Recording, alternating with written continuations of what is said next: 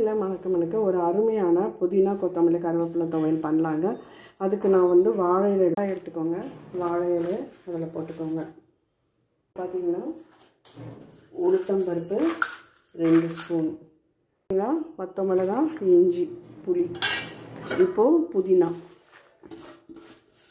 எல்லாத்தையும் சேர்த்துடலாம். தேவையான உப்பு சேர்த்து ஒரே ஒரு ஸ்பூன் எண்ணெய் மேலாக விட்டு வாழையில் போட்டு மூடி வச்சுருங்க. உப்பு சிம்மில் இருக்கட்டும்.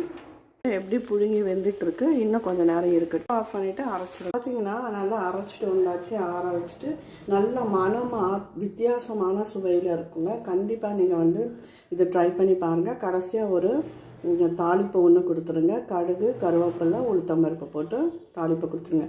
நல்லா மணக்க அருமையான புதினா கொத்தமல்லி கருவேப்பிலை துவையல் ரெடி ஆகிடுது.